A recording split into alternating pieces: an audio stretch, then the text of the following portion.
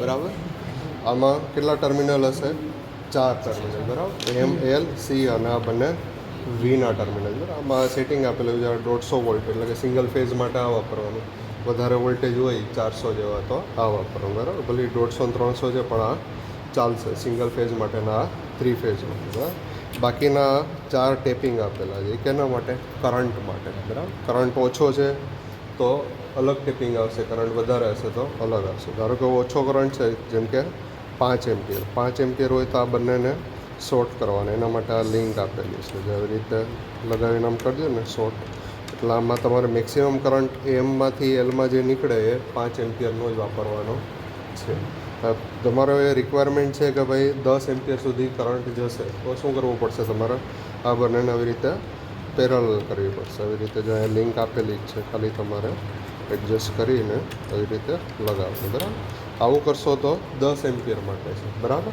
આવું ટેબલમાં આપેલું જ હશે, બરાબર. જે રીતના અલગ અલગ ટાઈપના વોટમીટર છે, જેમ કે આ વોટમીટર છે તો અહીંયા આપણને આપેલું છે. જો આ 5 એમ્પિયર માટે હોરિઝોન્ટલ છે, 10 એમ્પિયર માટે આવી રીતના પેરેલલ છે, બરાબર. એવી રીતે આપેલું હશે. પછી આ કરંટ માટે, આ વોલ્ટેજ માટે, બરાબર. વોટમીટરમાં આ વી ટર્મિનલ જ છે, એમ, એલ, સી અને વી છે ને, પણ ખાલી વોલ્ટેજ માટે બે અલગ આવી. કરંટ માટે તમારે એવી રીતે સેટિંગ કરવું પડશે. પછી તમે કનેક્શન કરી લો. પછી હવે ધારો કે તમે આ સિલેક્ટ અહીંયા 150 ઉપર રાખ્યું છે, એટલે કે સિંગલ ફેઝ સપ્લાય ઉપર રાખ્યું છે, અને આને ખાલી 5 એમ્પિયર ઉપર જ રાખવો છે. કેના ઉપર? 5 એમ્પિયર ઉપર, બરાબર. તો આનો મલ્ટીપ્લાઇંગ ફેક્ટર આવે, એટલે કે તમને જે રીડિંગ આવે ને એ સાચું રીડિંગ છે કે એમાં કંઈ ગુણાકાર કરવો પડે છે, એ તમને કેના ઉપરથી ખબર પડશે? મલ્ટીપ્લાઇંગ ફેક્ટર ઉપરથી, બરાબર. અહીંયા મલ્ટીપ્લાઇંગ ફેક્ટર આપણે લખ્યો છે. શું લખ્યો છે? કે જો 5 એમ્પિયર ઉપર તમે સેટિંગ રાખો છો, એટલે કે આ આપણે બંને શોર્ટ કરી એટલે 5 એમ્પિયર માટે, બરાબર. અને વોલ્ટેજ તમે 150 ઉપર રાખો છો, એટલે કે અહીંથી કનેક્શન લ્યો છો, બરાબર. કેનું? જે વી, સી અને વી આપણી કોઇલ છે, બરાબર, પ્રેશર કોઇલ, એનું અહીંથી કનેક્શન લ્યો છો. આ 5 એમ્પિયર અને આ 150 ઉપર રાખો છો તો મલ્ટીપ્લાઇંગ ફેક્ટર 1 છે. 1 એનો મતલબ શું થશે? કે અહીંયા જે પણ રીડિંગ આવશે એ સાચું એટલું રીડિંગ જ આવશે. જેમ કે આ 200 વોટનો લેમ્પ લગાવશું, આ અહીંયા આવી રીતે કનેક્ટ કરશું, અહીંથી 150માંથી અહીંયા ન્યુટ્રલમાં લિંક આપી દેશું, બરાબર. ત્યારે જે રીડિંગ આવશે એ એક્ઝેક્ટ રીડિંગ આવશે. આ 200નો લેમ્પ છે તો અહીંયા 200 અને 200 જ બતાવશે.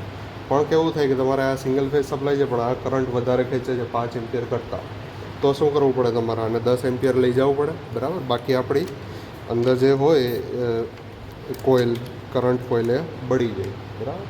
એટલે કરંટ કોઇલને 10 એમ્પિયરના સેટિંગ ઉપર આપણે સેટ કરીએ છીએ, બરાબર. હવે 10 એમ્પિયર અને વોલ્ટેજ કેટલા છે? 150 વાળા આપણે લઈએ છીએ તો જોવાનું.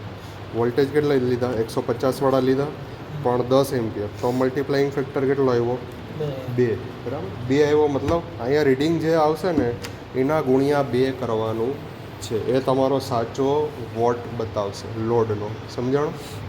મલ્ટીપ્લાઇંગ ફેક્ટરનો મિનિંગ જ આ થાય કે અહીંયા જે રીડિંગ બતાવે એના ગુણાકારમાં, જો અહીંયા મલ્ટીપ્લાઇંગ ફેક્ટર તમારા સિલેક્ટ કરવા મુજબ કંઈ આવતું હોય તો એનો વડે ગુણાકાર કરવો, બરાબર.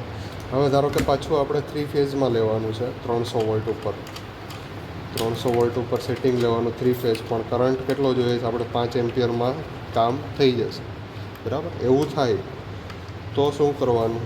મલ્ટીપ્લાઇંગ કરવાનું કે નહીં? 300 એટલે અહીંથી લેવાનું, બરાબર. ફેઝ અહીંયા આવશે, અહીંથી નીકળશે, બરાબર. એમ અને સી શોર્ટ થશે ને આ ન્યુટ્રલમાં જશે, બરાબર. હવે 3 ફેઝ લીધું એટલે 300 વોલ્ટથી વધારે રહેવાનું આપણું. અને આ ક્યાં રાખ્યું છે આપણે? 5 એમ્પિયર. આમ રાખ્યું છે 5 એમ્પિયર, બે ઊભું હશે તો 10 એમ્પિયર. 300 અને 5 તો મલ્ટીપ્લાઇંગ ફેક્ટર આવશે કે નહીં આવે એ જોઈએ. 300 વોલ્ટ અને 5 એમ્પિયર, તો આ બંને ક્યાં ભેગા થઈ જાય? અહીંયા.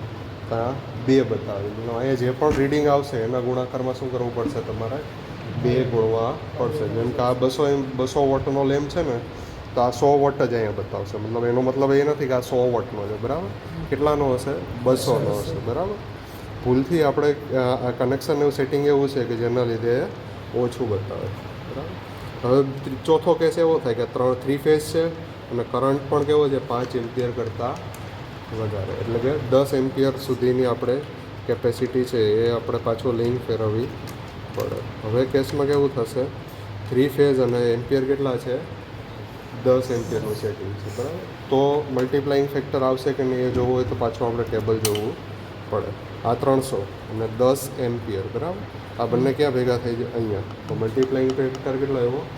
4. મતલબ 200 વોટનો લેમ્પ લગાવશો તો અહીંયા બતાવશે ખાલી 50 વોટ જ. તો 50 ગુણ્યા 4 એટલે પાછા કેટલા આવશે?